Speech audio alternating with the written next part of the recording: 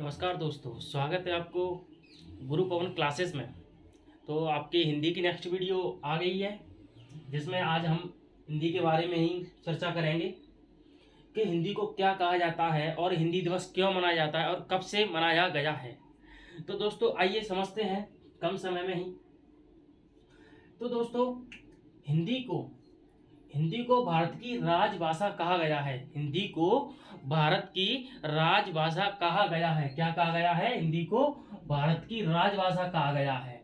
और राजभाषा का अर्थ क्या होता है दोस्तों?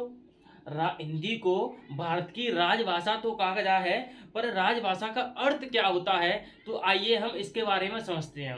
राजभाषा का अर्थ होता है दोस्तों वह भाषा जो सरकारी दफ्तरों में, कार्यालयों में उसका उल्लेख किया गया हो, उसका वर्णन किया गया हो। तो ऐसी भाषा जो किसी भी राज्य की यानी सरकारी कार्यों में प्रयुक्त होती हो, उसको उपयोग किया गया हो सरकारी दफ्तरों में। तो राजकीय का अर्थ होता है सरकारी। राजकीय का अर्थ होता है सरकारी कार्यों में उसका प्रयोग किया गया हो, उपयुक्त की गई हो, उसे ही हम राजभाषा कहते हैं। तो राजभाषा की संज्ञा इसीलिए दी गई है, राजभाषा की संज्ञा दी जाती है क्योंकि हमारी जो हिंदी भाषा है, जो हमारी सरकारी कार्यालयों में इसका प्रयोग किया जाता है, तो इसीलिए हम इसे राजकीय भाषा कहते हैं। समझ में आया होगा दोस्तों कि राजभाषा हम इसे क्यों कहते हैं? क्योंकि हमने बोला है कि ऐसी भाषा जो किसी भी राज्य के सरकारी यानी राजकीय का अर्थ होता है सरकारी कार्यों के लिए प्रयुक्त होती है, तो उसे हम राजभाषा का दर्जा दिया जाता है या राजभाषा की संज्ञा दी जाती है। तो दोस्तों नेक्स्ट चलते हैं।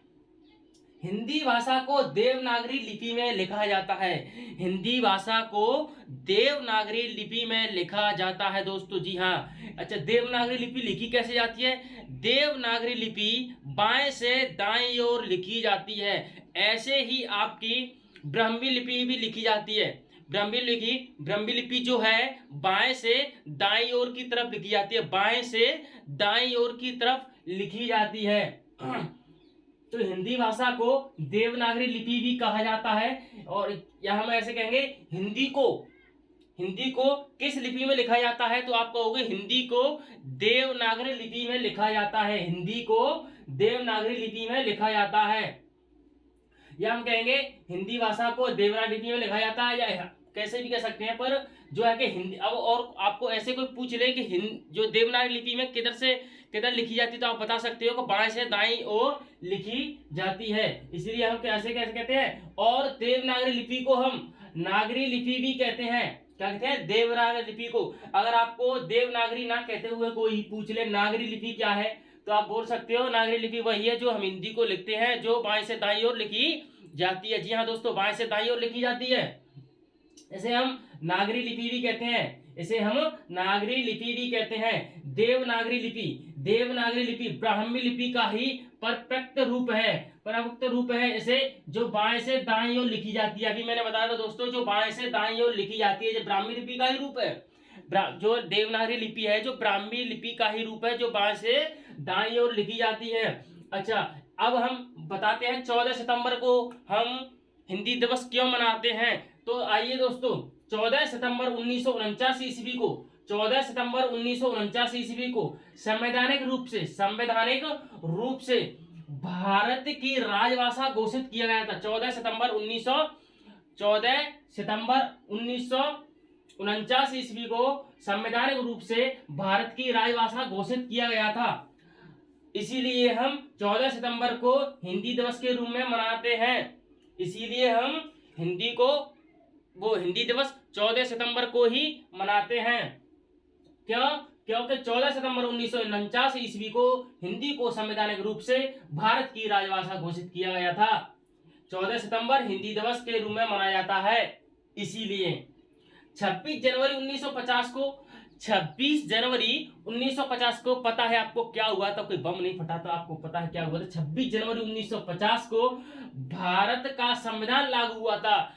भारत का संविधान लागू हुआ था, इसीलिए तो हम गणतंत्र दिवस कहते हैं, क्योंकि नियम कानून सब लागू हुए थे। सब भारत का जो संविधान में है, ये सारी चीजें, नियम कानून, ये सारी चीजें संविधान में है, इसीलिए तो इसे गणतंत्र दिवस कहते हैं। इसे क्या कहते हैं? गणतंत्र दिवस भी कहते हैं। तो 26 जनवरी 1950 को भारत का संविधान लागू होने के साथ ही भारत में राजभाषा नीति भी लागू हुई थी। जो जब भारत का संविधान 26 जनवरी 1950 को लागू हुआ था, जब ही भारत की राजभाषा नीति भी लागू हुई थी। भारत की राजभाषा नीति भी लागू हुई थी। भारतीय संविधान के भाग 17, भारतीय संविधान जो है उसमें भाग 22 हैं। कितने भाग हैं? 22 भाग हैं। अगर कुल कोई पूछे तो भाग 25 हैं। ABCD सबको जोड़ करके 25, कुल भाग 25 हैं। वैसे मुख्यतः भाग होते हैं 22। भारतीय संविधान के भाग 17 और अनुच्छेद 343 से 351 में राजभाषा का उल्लेख किया गया है। अगर कोई पूछे भारत के संविधान में हिंदी का उल्लेख कहाँ किया गया है, कौन से अनुच्छेद में है और कौन से और उसमें भाग में है, तो आप बता सकते हो कि अनुच्छेद 343 से 351 तक भारतीय राजभाषा का उल्लेख किया गया है।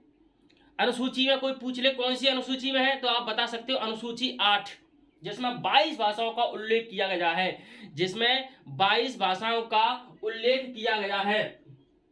तो भाग 17 अनुच्छेद 343 से 351 में राजभाषा का उल्लेख किया गया है। अनुसूची 8, ये दोस्तों अनुसूची 8 भाषा से संबंधित है। अनुसूची 8 जो है भाषा से संबंधित है दोस्तों। अनुसूची 8 भाषा से संबंधित है, जिसमें 22 भाषाओं का उल्लेख किया गया है। जिसमें 22 भाषाओं का उल्लेख किया गया है। अनुसूची 8 में 22 भाषाओं का उल्लेख किया गया है। तो दोस्तों आपको कमेंट में बताना है कि जो कौन कौन सी भाषा है, संस्कृत, हिंदी, उर्दू, मलयालम, तमिल, तेलुगु, उड़ीसा, असमिया, कश्मीरी, गुजराती, नेपाली, तमिल, ये सारी भाषा है। यानी कुल कितनी भाषा है? कुल 22 भाषा है। जो 22 भाषा है, तो 22 भाषाओं का उल्लेख किया गया है। जिसमें अनुच्छेद 8 में अनुसूची 8 में अनुच्छेद 343 से 351 में राजभाषा का उल्लेख किया गया है। और अनुसूची 8 में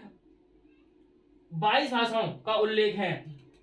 जिसमें अनुच्छेद 343A 343 फर्स्ट आप कह सकते हैं, स्पष्ट रूप से कहा गया है। जो 343 अनुच्छेद 343 है उसमें स्पष्ट रूप से कहा गया है कि संघ भारत की राजभाषा हिंदी और इसकी लिपि देवनागरी होगी। तो दोस्तों मुझे उम्मीद है कि आपकी समझ में कुछ आया होगा, और जैसा आया होगा या इसमें कोई त्रुटि हो तो दोस्तों मुझे कमेंट में एक बार जरूर बताएं, ताकि उसमें सुधार करके कुछ नया लाया जा सके। नमस्कार दोस्तों, धन्यवाद, थैंक्स फॉर वॉचिंग।